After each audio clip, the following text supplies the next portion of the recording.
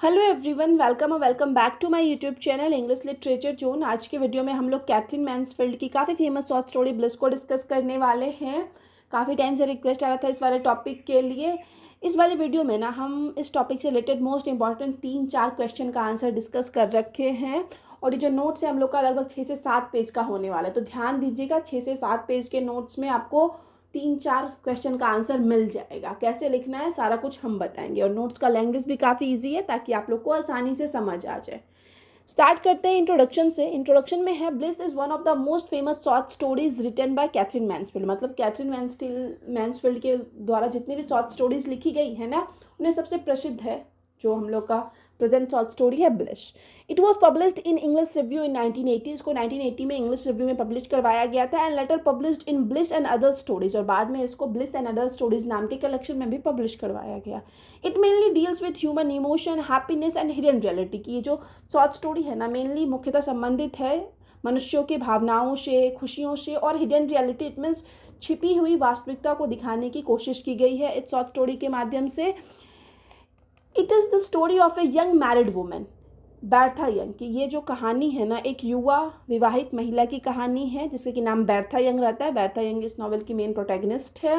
Who feels extremely happy and excited about her life, जो कि अपने जीवन को लेके काफ़ी ज़्यादा खुश रहती है, एक्साइटेड फील करती है। थ्रू दिस शॉर्ट स्टोरी, इस शॉर्ट स्टोरी के माध्यम से मैन्सफील्ड शोज दैट, मैन्सफील्ड दिखाती है कि some time people live in a world of illusion, की कभी कभी लोग जो है ना भ्रम की दुनिया में रहते हैं, and fail to see the real truth around them, और अपने आसपास की का जो है या फिर जो सच है ना अपने आस पास का, वो देख नहीं पाते हैं, क्योंकि लोग जो है एक खुद का एक भ्रम की दुनिया क्रिएट कर लेते हैं, जिस वजह से उनको अपने आसपास की सच्चाई नहीं दिखती है। तो मेनली जो है इसी चीज़ को दिखाने की, एक्सप्रेस करने की कोशिश की गई है इस शॉर्ट स्टोरी के माध्यम से।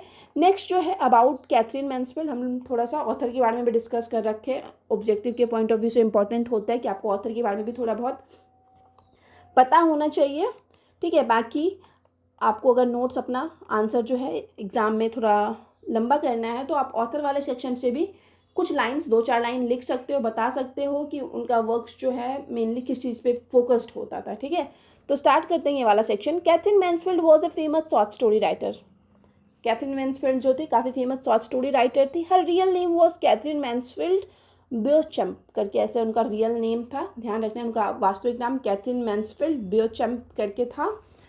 और एक और फैक्ट जो यहाँ पे हम मेंशन नहीं किए हुए, जो आपको याद रखना है, कि इनका जो जन्म हुआ था वो न्यूजीलैंड में हुआ था। इनका बर्थ हुआ था न्यूजीलैंड में 1888 में। इट मीन्स 1888 में इनका जन्म हुआ था, और इनकी जो डेथ हुई थी वो 1923 में हो गई थी ट्यूबरकुलोसिस की वजह से। मतलब ये बीमार पड़ गई थी, तो बीमार पड़ जाने की वजह से लगभग 35 to 37 के एज में इनकी मृत्यु हो गई थी, ठीक है। तो ये चीज़ ध्यान रखना है आपको। She is known for bringing psychological depth and emotional realism into short story. और ये जो मेनली जानी जाती है, किस वजह से जानी जाती है, कि ये साइकोलॉजिकल डेप्थ इट मीन्स एक मानसिक गहराई लाई है, और साथ ही साथ इमोशनल इट मीन्स भावनात्मक सच्चाई को लाने की कोशिश की हुई है शॉर्ट स्टोरीज में। प्रायः छोटी कहानियों में ये चीज़ देखने को नहीं मिलता, इमोशनल रियलिज्म देखने को नहीं मिलता, लेकिन ये जो है अपने शॉर्ट स्टोरी के माध्यम से ना, वो जो साइकोलॉजिकल डेप्थ और इमोशनल जो रियलिज्म है, वास्तविकता है भावनात्मक, उसको लाने की कोशिश की हुई है, उसको इंट्रोड्यूस की हुई है, हम लोग कह सकते हैं। Her stories mainly focus on, उनकी जो स्टोरीज होती थी वो मेनली मुख्यतः फोकस्ड होती थी, आधारित होती थी किस पे, ह्यूमन इमोशन पे, मनुष्यों का जो है भावना को दिखाने की कोशिश की जाती थी। लोनलीनेस, अकेलापन को दिखाया जाता था, रिलेशनशिप में संबंधों को दिखाया जाता था, एंड वुमेन इनर फीलिंग, और महिलाओं के आंतरिक फीलिंग को भी इनके शॉर्ट स्टोरी के माध्यम से मेनली दिखाया जाता है। Mansfield was greatly influenced by Russian writer Anton Chekhov. Anton Chekhov, जिसको कि हम लोग शॉर्ट स्टोरी का फादर कह सकते हैं। तो ये जो रशियन राइटर हैं एंटन चोकोव, उनके वर्क से, उनके शॉर्ट स्टोरी से मैन्सफील्ड जो थी वो काफ़ी ज़्यादा प्रभावित थी।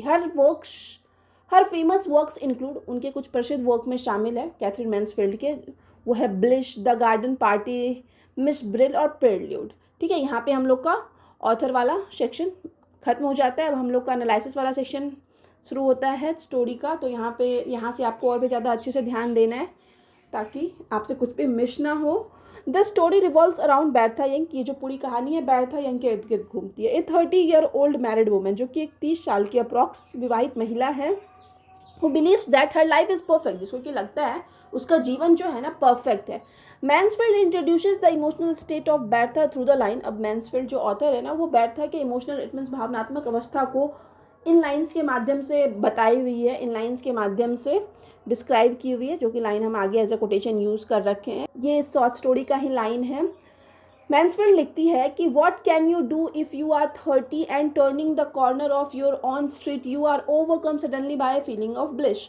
मतलब यहाँ बताया गया इन लाइन्स के माध्यम से कि अगर आप 30 साल की एज की हों और अपने क्या कहते हैं घर के आसपास के स्ट्रीट में, गलियों में घूम रही हो, तभी अचानक से आप बहुत ज़्यादा खुश हो जाते हैं, बहुत ज़्यादा ब्लिश, इट मीन्स होता है बहुत ज़्यादा सौभाग्यशाली अनुभव करते हैं। बैर्थाज हैप्पीनेस सो इंटेंस, बैर्था की जो खुशियाँ हैं यहाँ पे ना बहुत ज़्यादा इंटेंस है, गहरी हैं, that she feels almost unable to control it. और इतनी ज़्यादा गहरी है उनकी खुशियाँ कि वो, उनको लगता है कि वो संभाल ही नहीं पाएगी अपनी खुशियों को। ठीक है। एज बैर्था एंटर्स हर हाउस, जैसे बैर्था अपने घर प्रवेश करती है, यहाँ पे दिखाया गया कि वो अपने गलियों में है घर के, और उसके बाद जो वो अपने घर में प्रवेश करती है, सी एडमायर्स एवरीथिंग अराउंड हर, तो वो अपने आसपास की सारी चीज़ों को बहुत ज़्यादा एडमायर करती है, देखती है, बहुत खुश होती है घर में भी एंटर करने के बाद। She loves a baby so much, उनका एक बेबी रहता है जिससे कि वो बहुत ज़्यादा प्यार करती हैं। There is a hidden emotional emptiness in Bertha's life, लेकिन इन सब के बावजूद बैर्था के जीवन में ना एक छिपा हुआ भावनात्मक खालीपन देखने को मिलता है, इम्पिटनेस देखने को मिलता है। अलदाव हालांकि सी एंड हस्बैंड हेनरी, यहाँ पे हेनरी नहीं हैरी होना चाहिए, ठीक है, HARRY, आप ये चीज़ सही कर लीजिएगा। यहाँ पे HARRY, कभी कभी स्पेलिंग मिस्टेक हो जाता है तो पूरा नोट्स को कट करने के, क्योंकि बाकी सब जगह हम हैरी यूज़ किए हुए हैं, तो ये ध्यान रखिएगा कि बैर्था के हस्बैंड का नाम हैरी था। Although she and husband Harry appear happy as a couple, हालांकि वो और उसका हस्बैंड हैरी जो है ना एज ए कपल, एक जोड़े के रूप में काफ़ी ज़्यादा खुश लगते हैं, खुश प्रतीत होते हैं। There is a some distance between them, लेकिन उन दोनों के बीच में फिर भी कोई डिस्टेंस है, कुछ मतलब अधूरा सा है, कुछ खालीपन है, जो कि हम लोग जब स्टोरी पढ़ते हैं ना तो हम लोग को समझ आता है। Once Bertha invited several friends to dinner, एक बार बैर्था जो है बहुत सारे फ्रेंड्स को इन्वाइट करती है डिनर के लिए, क्योंकि बहुत ज़्यादा खुश है अपने लाइफ में, और उन फ्रेंड्स में शामिल है नॉर्मन एंड मिसेस नाइट को, ईडी वॉरेन को और पियर फुलटन को वो इनवाइट करती है। एमंग ऑल द गेस्ट, अब इन सारे गेस्ट में Bertha's feel specially attracted to Pearl Fulton, तो पियर फुलटन जो कि काफ़ी सुंदर रहती है, बहुत ब्यूटीफुल रहती है, उसको देख के ना बैर्था को स्पेशली कुछ ज़्यादा कनेक्शन फील होता है, अट्रैक्शन फील होता है। सम क्रिटिक्स बिलीव दैट, यहाँ पे कुछ आलोचकों का, कुछ क्रिटिक्स का कहना है, मानना है कि Bertha's feeling towards Pearl contains hidden romantic attraction, कि बैर्था जो फील करती है ये पेयल को लेके, तो वो ना एक तरह का रोमांटिक अट्रैक्शन है, कुछ क्रिटिक्स, कुछ आलोचक ये भी कहते हैं। ठीक है, तो बैर्था जो है इन शॉर्ट हम लोग समझ सकते हैं कि बहुत ज़्यादा पसंद करती है पेयल को, पेयल जो है वो काफ़ी सुंदर रहती है। बैर्था थिंक्स, बैर्था यहाँ पे सोचती है, She seemed to see on her eyelid the lovely pear tree with its wide open blossom, तो यहाँ पे थोड़ा सा हम शॉर्ट कर रखे हैं कि बैर्था के ना गार्डन में एक पेयर का ट्री रहता है, इट मीन्स नाशपाती का पेड़ रहता है। उस पेयर के ट्री को देख के ना बैर्था ना इमेजिन करती है अपनी लाइफ, वो उसको लगता है कि उस पेयर के ट्री की तरह ही, नाशपाती के पेड़ की तरह ही उसका भी जीवन है। तो इस वजह से वो जब अपना मतलब आंखें बंद भी कर लेती है ना, तब भी वो उस पेयर के ट्री को, नाशपाती के पेड़ को इमेजिन कर पाती है और उसी से अपनी लाइफ का कंपैरिजन करती है, रिलेट करती है, क्योंकि वो पेयर ट्री भी जो था ना वो काफ़ी ज़्यादा हरा भरा फला फूला था। ठीक है। हैरी यंग जो कि उसका हस्बैंड है, Bertha's husband appear practical, energetic and confident, वो काफ़ी ज़्यादा एनर्जेटिक, प्रैक्टिकल और कॉन्फिडेंट रहता है। Pearl has a secret relationship with Harry, अब पियर का जो है एक सीक्रेट रिलेशनशिप रहता है हैरी के साथ। Bertha accidentally sees Harry and Pearl together, और अचानक से तभी जो बैर्था है ना पियर और हैरी को एक साथ देख लेती है। हैरी विस्पर्स टू पियर, और कब देखती है, जब हैरी जो है विस्पर, इट मीन्स फुसफुसा के पियर को कह रहा था आई एडोर यू, कि मैं तुमको पसंद करता हूँ, मैं तुमको लाइक करता हूँ, इस तरीके का स्टेटमेंट यूज़ कर रहा था। This movement completely destroys Bertha's happiness, और वो बैर्था जो अभी तक बहुत ज़्यादा खुश थी, बहुत ज़्यादा अपने लाइफ को लेके एक्साइटेड थी, तो ये वाला जो मोमेंट है ना वो बैर्था के जीवन को पूरा बर्बाद करके रख देता है।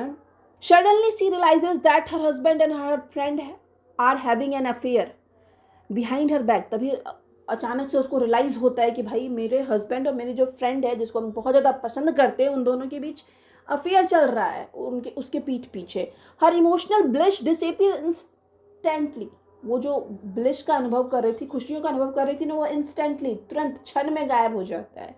Bertha had misunderstood both her husband and Pearl, Bertha जो है अपने हस्बैंड और पियर दोनों को गलत समझ रखी थी। सी ट्रस्टेड दैम कम्प्लीटली, कि वो क्या कर रखी थी, आंख बंद करके अपनी फ्रेंड और अपने हस्बैंड पे विश्वास कर रखी थी। बट दे बिट्रेड हर, लेकिन वो दोनों मिलकर क्या किए, बैर्था को धोखा दिए। एट द एंड, और इस तरह से अंत में Bertha looks once again at the pear tree, फिर से बैर्था जो है वही जो पेयर ट्री है उसके गार्डन में वो उस नाशपाती के पेड़ को देखती है, standing outside in the garden, जो कि उसके गार्डन में सीधा खड़ा है। ठीक है, उसके बाद यहाँ वहाँ पे वो लाइन यूज़ करती है, the pear tree was as lovely as ever and full of flower and as still, कि पियर ट्री जो है ना अभी भी उतना ही लवली, उतना ही सुंदर है जैसा हमेशा होता था, पूरा फ्लावर से, मतलब फूल और फल से पूरा भरा पड़ा है।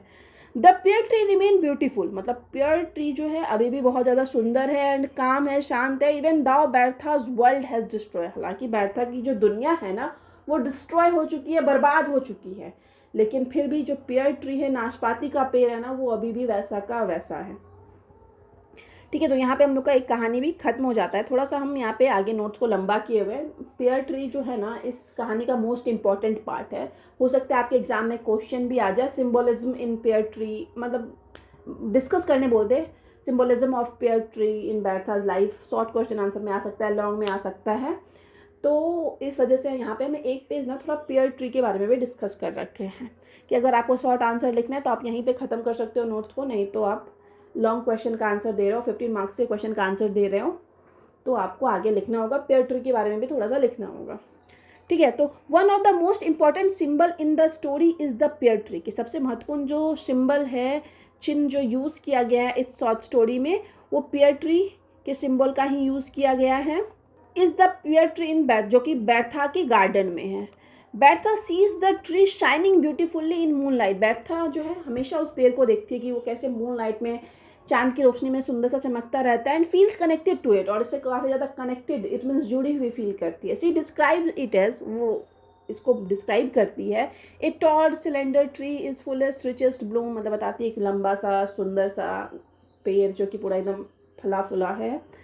टू बैर्था, बैर्था के लिए the tree represents her perfect happiness and inner feeling, कि बैर्था के लिए जो वो ट्री है ना वो उसके happiness, it means perfect happiness को दिखाता है और उसके आंतरिक फीलिंग्स को दिखाता है। जैसे बैर्था अपने लाइफ में पूरा खुश है, ट्री भी मतलब फला फुला है, उसको कोई दिक्कत नहीं है, वो भी काफ़ी ज़्यादा अच्छा है।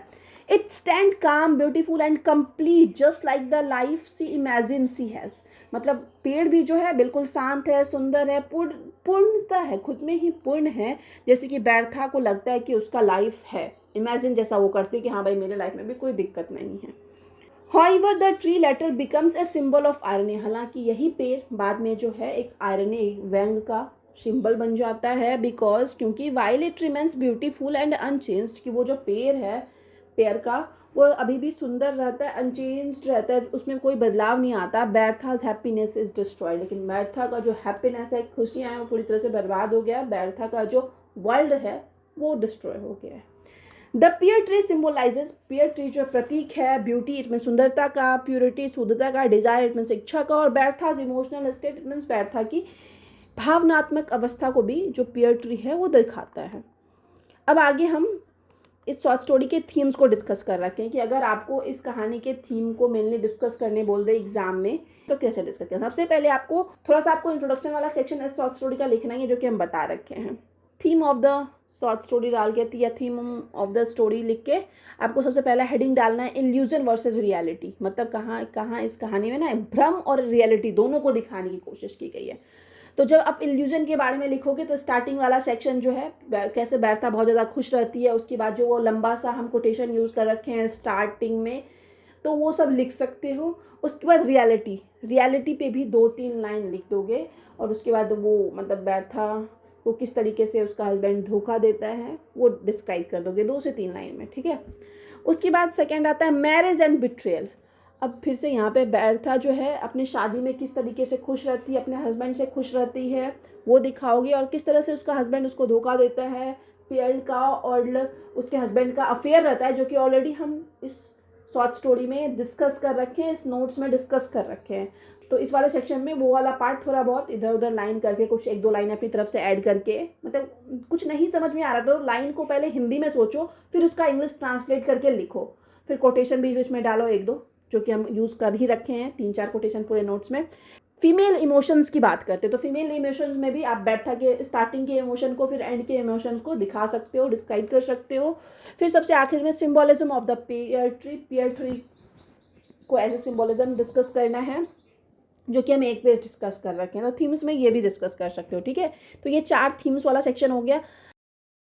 फिर एंड में आएगा कंक्लूजन। कंक्लूजन में लिखना है, through the short story Katherine Mansfield shows, कि इस शॉर्ट स्टोरी के माध्यम से कैथरीन मैन्सफील्ड दिखाती है that human life is full of hidden emotion, कि मनुष्य का जीवन जो होता है ना, छिपे हुए भावनात्मक इमोशन से भरा पड़ा होता है, उसमें बहुत ज़्यादा इल्यूजन भ्रम होता है, अनएक्सेप्टेड ट्रूथ होता है, मतलब अचानक से कोई भी सच्चाई मनुष्य के जीवन में सामने आ सकती है। मनुष्य को इस चीज़ के लिए तैयार रहना चाहिए। बेर्था बिलीव्स, बेर्था को ऐसा लगता है, she is living a perfect life, कि उसका जो जीवन है वो परफेक्ट है, वो एक परफेक्ट लाइफ जी रही है। बट वन शॉकिंग डिस्कवरी, लेकिन एक शॉकिंग डिस्कवरी चेंजेस एवरीथिंग, सब कुछ बदल देता है। एक शॉकिंग सच जो है, एक सच्चाई, एक वास्तविकता जो है उसके जीवन को पूरी तरह से बदल के रख देती है। Mansfield uses symbol of pear tree to make the story meaningful, और मैन्सफील्ड मीन्स ऑथर जो है पीयर ट्री को सिंबल के रूप में यूज़ करती है ये स्टोरी को और भी ज़्यादा मीनिंगफुल बनाने के लिए, अर्थपूर्ण बनाने के लिए। The pear tree reflects Bertha's dream, pear tree जो है बेर्था के सपनों को रिप्रेजेंट करता है, उसके इमोशंस को रिप्रेजेंट करता है, और hidden reality of her life, और उसके जीवन की छिपी हुई वास्तविकता को भी रिप्रेजेंट करता है। दिस शोज, ये दिखाता है कि how quickly human happiness can change, कि इंसान की जो खुशियाँ हैं ना कितनी जल्दी चेंज हो जाती है, कितना ज़्यादा क्षणिक होता है, क्षण भर में ख़त्म हो जाती है इंसान की जो खुशियाँ हैं, ठीक है। तो यहाँ पे हम लोग का नोट्स वाला सेक्शन ख़त्म हो गया। अब अगर आप लोग को बता देते एक और क्वेश्चन का आंसर पूछ दे, सिम्बोलिज्म से रिलेटेड क्वेश्चन आ जाए, तो अगर आप बहुत अच्छे आर्टिस्ट हो, आपको अच्छी ड्राइंग आती है, और स्पेशली सिम्बोलिज्म वाला क्वेश्चन पूछ दिया, उसमें पीयर ट्री का रेफरेंस दे दिया है, तो आप ये पीयर ट्री का पिक्चर बना सकते हो, ठीक है। बट याद रखना, पीयर ट्री सुंदर होना चाहिए, अट्रैक्टिव होना चाहिए। क्यों? क्योंकि जिस पीयर ट्री से बेर्था रिलेट करती है ना, वो पीयर ट्री काफ़ी ज़्यादा हरा भरा फला फूला था। और अगर नहीं बनाना आता है तो कोई दिक्कत नहीं है, मत बनाओ। और ये पीयर ट्री अगर बनाओगे भी तो कहाँ बनाओगे, जहाँ आंसर लिख रहे हो ना, स्टार्टिंग में थोड़ा सा सिम्बोलिज्म लिखोगे, मतलब जो हम पीयर ट्री वाला सेक्शन लिख रखे हैं थोड़ा बहुत वो लिखोगे, फिर बेर्था वाला सेक्शन पूरा एनालिसिस ऑफ नॉवेल डिस्कस कर सकते हो, ठीक है, पीयर ट्री का रेफरेंस देते हुए बीच बीच में। तो इस तरीके से पीयर ट्री वाला सिम्बोलिज्म वाला आंसर भी आपका रेडी हो जाएगा। और साइड में कहीं पे भी बस याद रखना, एकदम स्टार्टिंग में नहीं बनाना है।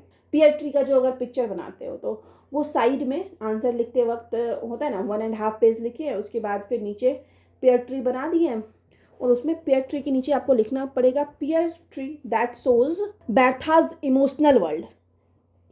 उसके बाद फिर थोड़ा सा लाइन डाल के लिखना है full of beauty hope and illusion, कि बेर्था का जो इमोशनल वर्ल्ड है, कि मतलब पीयर ट्री जो है ना बेर्था के इमोशनल वर्ल्ड को दिखाता है, जो कि फुल है सुंदरता से, होप इट मीन्स उम्मीद आशा से, और इल्यूजन इट मीन्स भ्रम से, ठीक है। तो पेड़ के नीचे आपको ये लाइन लिखना पड़ेगा कि pear tree that shows Bertha's emotional world full of beauty happiness and illusion, ठीक है। और इसके बाद फिर आप पूरा वो एनालिसिस वाला सेक्शन थोड़ा थोड़ा करके लिख सकते हो, बीच बीच में पीयर ट्री का रेफरेंस देते हुए। तो इस तरीके से पीयर ट्री वाला नोट्स भी रेडी हो गया। और अगर बेर्था का कैरेक्टर स्केच पूछा तो भी सेम आप एनालिसिस वाला सेक्शन लिख सकते हो, ठीक है। और इस तरह से आपका जो है लगभग 3-4 क्वेश्चन का आंसर इसी वीडियो की हेल्प से रेडी हो गया। ध्यान रखना कि जिस क्वेश्चन का आंसर दोगे ना उसको मेनली हाईलाइट करना है। हम यहाँ पे एनालिसिस लिखे तो एनालिसिस को हाईलाइट किए, तो अगर आप बेर्था का कैरेक्टर स्केच डिस्कस करोगे तो बेर्था को ना हर 2-3 पैराग्राफ की जगह बाद थोड़ा सा उसको डिस्कस करोगे। सिंबोलिज्म भी सेम इसी तरीके से पीयर ट्री डिस्कस कर रहे हो तो हर 2-3 पैराग्राफ के बाद पीयर ट्री का रेफरेंस दोगे, तो इस तरीके से नोट्स आपका अच्छा खासा रेडी हो जाएगा। एक्स्ट्रा आपको अलग से कुछ याद करने का ज़रूरत नहीं है, ठीक है। यहाँ पे एक हम छोटा सा कोटेशन ऐड कर रखे हैं जो कि काफ़ी अच्छा लाइन है कि life is full of beautiful moments, कि जीवन जो होता है ना सुंदर सुंदर मोमेंट्स से भरा पड़ा होता है। बट नथिंग इज़ परमानेंट, लेकिन जीवन में जो कुछ भी है वो परमानेंट नहीं होता। Cherish what you have today because tomorrow में ब्रिंग अनएक्सपेक्टेड चेंजेस,